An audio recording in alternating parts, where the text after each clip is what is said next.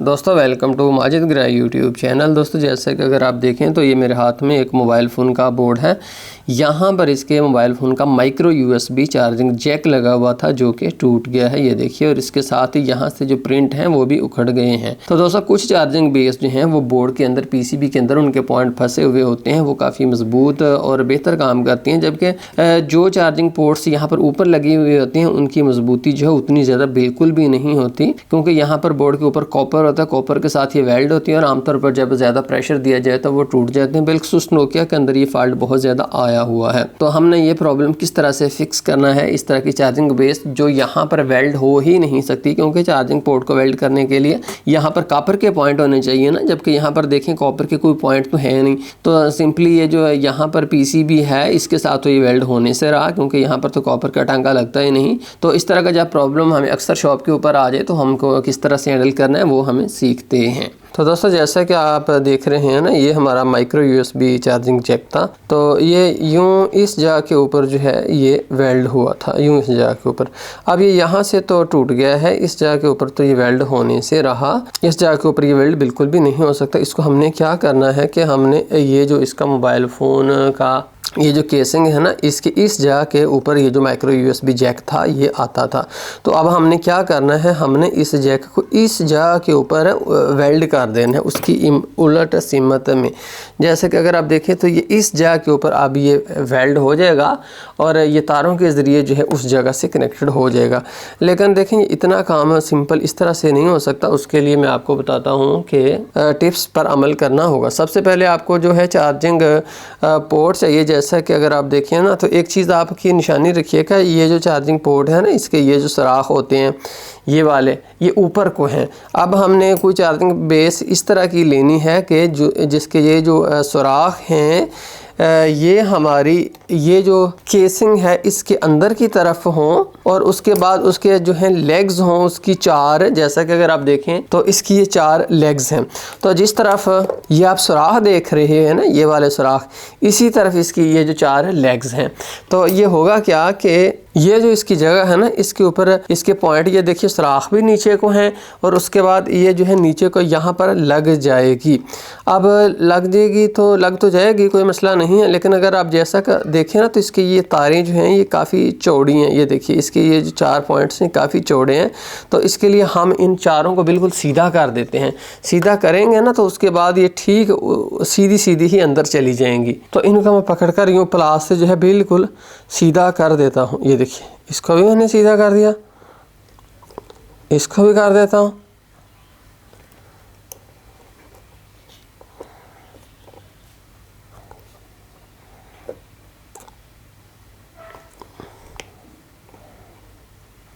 इसको भी और इसको भी, ये चारों हमने सीधी कर दी। उसके बाद हमने इसको नीचे को भी सीधे कर देना।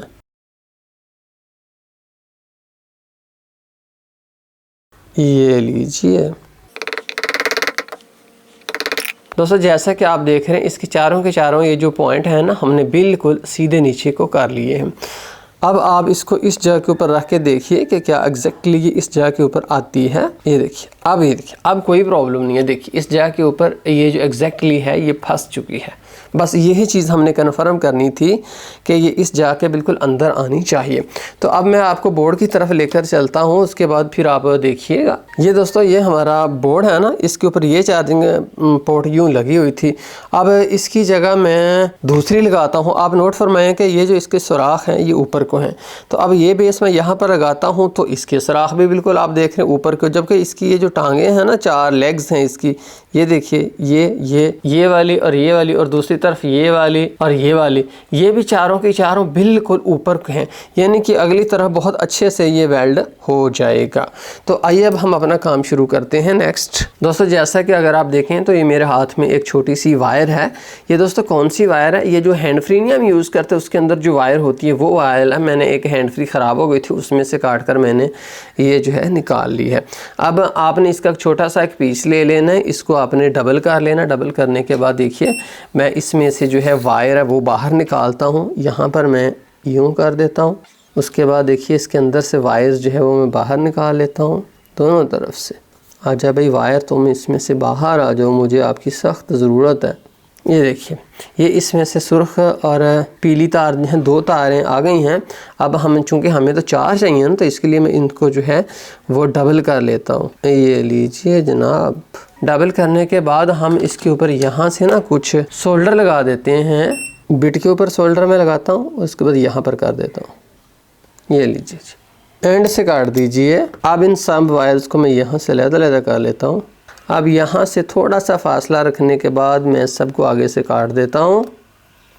अब दोस्तों 350 टेम्परेचर रखने के बाद मैं यहाँ पर इन पॉइंट्स के ऊपर जो है ना वो थोड़ा थोड़ा सा शोल्डर लगा देता हूँ। ये देखिए, बस इतना सा, हल्का सा, ज़्यादा नहीं होना चाहिए। ये लीजिए जी, सब पॉइंट्स के ऊपर शोल्डर लग गया।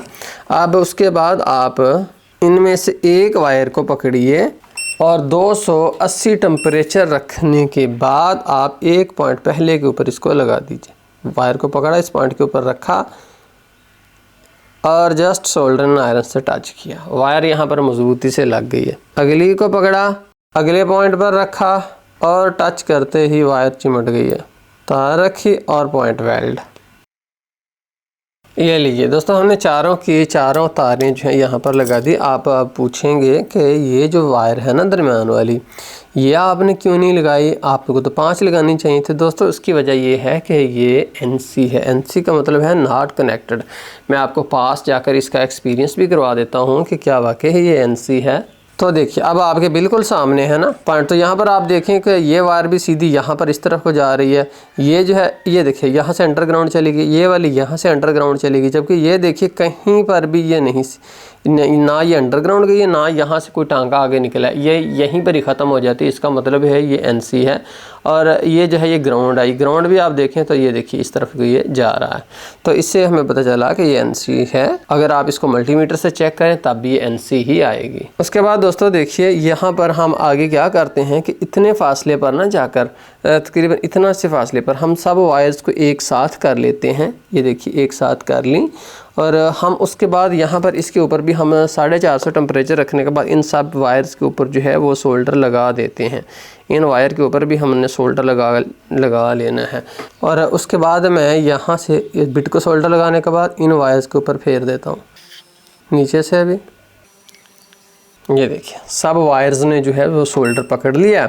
अब एंड से यहाँ से आप इसको यूँ काट दीजिए।